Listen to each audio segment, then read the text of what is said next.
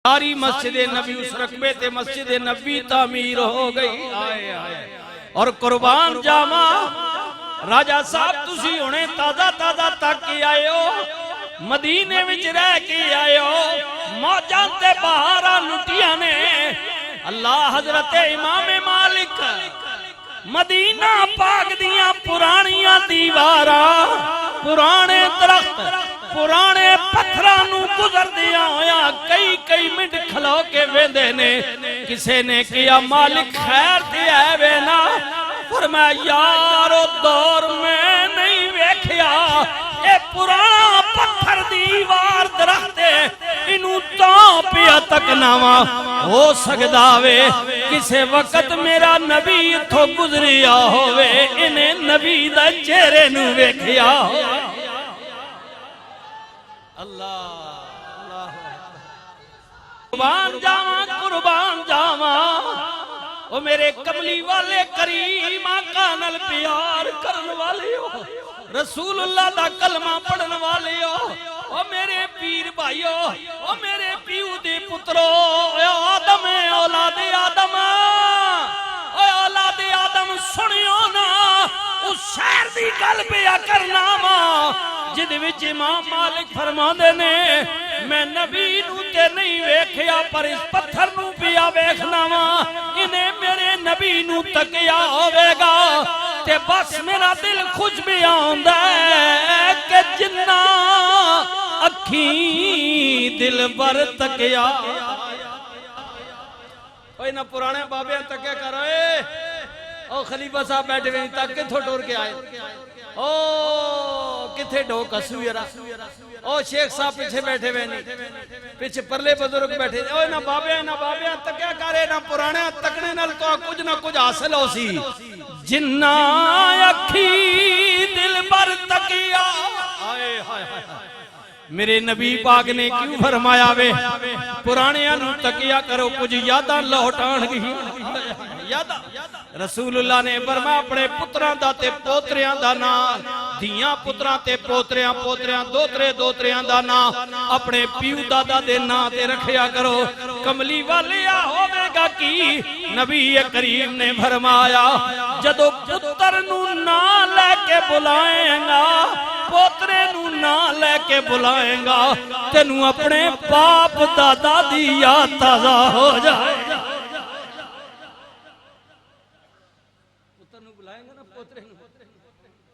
तेनू पता ना कि अपने पीर दे नाम ते ना रखे, दादे दे नाम ते परदादे, फरमाया उन्हें ना बुलावेगा दादे दी याद आ जाएगी। हाय हाय हजरत मौला अली करमल्लाह वजुल करीम ने जनाबे हजरत गाजी अब्बास सलमदार जना मैदान करबला विच जामे शहादत इमाम ने लोच कीता। हाय हाय हजरत गाजी अब्बास सलमदार अली दे पुत्र हुसैन ते गाजी अब्बास बिरा ने तुम्हें मामा वखो वख बाप एक हजरत मौला अली दे बेटे ने।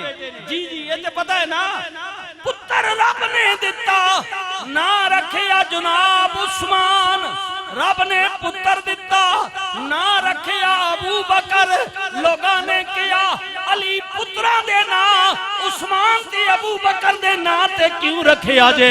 फरमाया तां रखिया वे जदों पुत्रा नू ना लेके बुलावांगा नबी दे यारां दी याद ताजा हो जाएगी।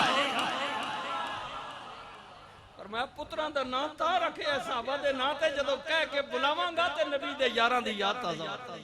इतनी बात है। अल्लाह समझो समझो मसले दी सासियत। जिन्ना अखी दिल बर तकिया ओ अखी तक लईया,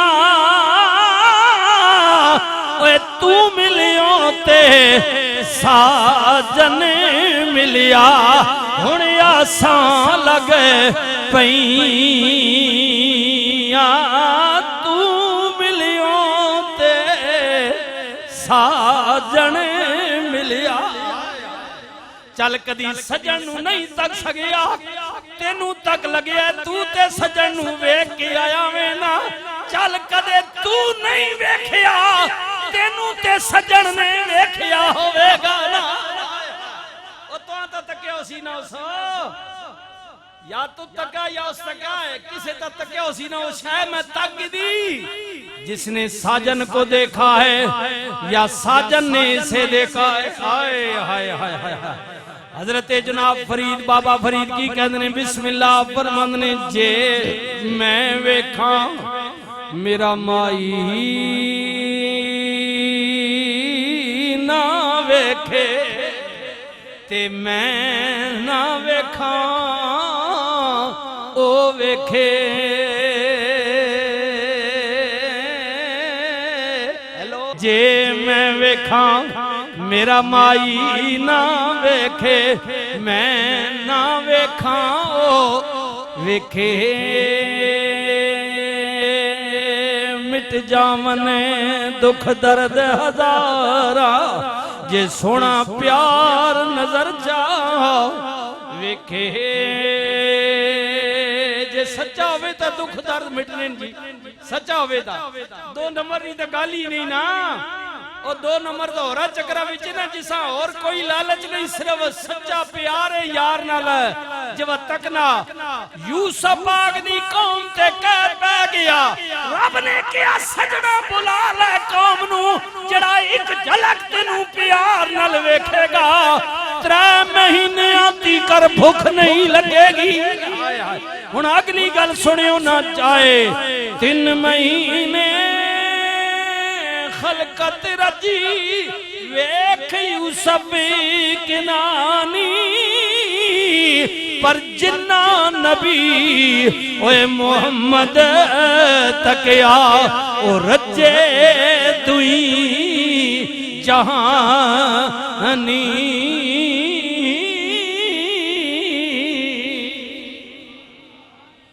बंदा तकरीर कर रहा है मदीना पाक दे चौक विच, लोगों में दुनिया दे बहुत बड़े सखी आतमताई दा पुत्रा हजरत इमाम हसन पाक आ गए, हुसैन पाक आ गए। यार तेरे प्यू दी सखावत सुनिए लेकिन बयान कर। उन्हें कहा जनाब मेरे अब्बे दी हवेली दे 10 दरवाजे, मंगण वाला फकीर एक दरवाजे आवे मेरा बाबा उन्होंने खैर देवे, कोई फकीर मुड़ के हवेली दे दूसरे दरवाजे आवे मेरा अब्बा ये नहीं कहता सी वो पिछला दरवाजा भी मेरा वे। हाँ मेरा बाबा फिर खैर देवे, मंगण वाला तीजे दरवाजे आवे मेरा बाबा फिर खैर देवे। हत्ता के मंगण वाला एक 10 दरवाजे दे चक्कर लाए मेरा बाबा उन्हों मोड़दा नहीं सी, कुछ ना कुछ देंदा सी। सोना अगली गल उन्हें कहा फिर फकीर अगे टुर जावे गिराम महल्ले दे दूसरे दरवाजियां विच। हजरत इमाम हसन या हुसैन पाक ने फरमाया सोना हातम ताई दिया पुत्रा तेरे अब्बे दी हवेली दे 10 दरवाजे, मंगण वाला फकीर 10 दा चक्कर लाए लेके फिर अगले दरवाजे ते टुर जाए, ओदी झोली ना भरे। मेरे नाने मुस्तफा दे हुजरे दा दरवाजा इको सी, एक ही दरवाजा था रसूलुल्लाह के हुजरा का। जिब्रील वहीं से आते थे। अजी रियाज साहब तक है ना बाबे जिब्रील हैं जी, वो बकी की तरफ जो खुलता है, एक तो यहाँ से दरूद सलाम पढ़कर निकलते उसके साथ दूसरा जो है वो बाबे बकी है। जी जी ये बाबू सलाम है जहाँ से हाजी दाखिल होते हैं दरूद पढ़ने के लिए हुजूर की बारगाह में बिस्मिल्लाह। फिर इस तरफ मस्जिद की इस तरफ जहाँ से सूरज निकलता है मशरिक की तरफ। वैसे तो बहुत दरवाजे ना, मैं रोजे के साथ जुड़े हुए 2 दरवाजे खुलते हैं इधर मस्जिद नबी के। बिस्मिल्लाह। एक का नाम है बाबे बकी और एक का नाम है बाबे जिब्रील। जी बकी वो जहाँ से हाजी दरूद पढ़कर निकलते हैं, और बकी के साथ पिछला जो है अम्मा सैयदा खातून जन्नत फातिमा तुज़हरा के हुजरे के साथ जो सामने जुड़ा हुआ दरवाजा है ना, जहाँ लोग का बात थोड़ी सी जगह बनी रहे, बारादरी बनी हुई है गली, वहाँ कदमैन की तरफ भी जहाँ वहाँ हाजी कुछ बैठते हैं, अगर इजाजत मिल जाए तो कदमैन की तरफ, हुजूर के कदमैन की तरफ बैठते हैं। और जहाँ से सलाम पढ़ के हाजी गुजरते हैं, ये आप सल्लल्लाहु अलैहि वसल्लम की चेहरा मुबारक की जगह है। और जहाँ आप जाते ना बड़े लोग वजीर बादशाह जाते हैं तो दरवाजा खोला जाता है उनके लिए, हुजरा पाक अंदर जाने के लिए रोजा पाक, वो कदमैन की तरफ ही दरवाजा है, वहीं से वो भी लोग जाते हैं। तो आपको पता है वहीं से जिब्रील भी पैगाम लेकर हुजूर की बारगाह में आया करते थे। आए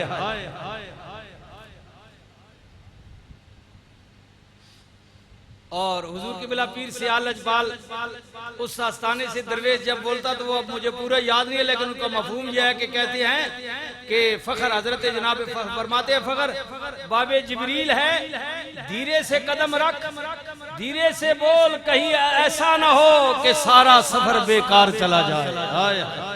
ये दरवाजा रसूल है, या कदम भी आहिस्ता रख और बोल भी आहिस्ता।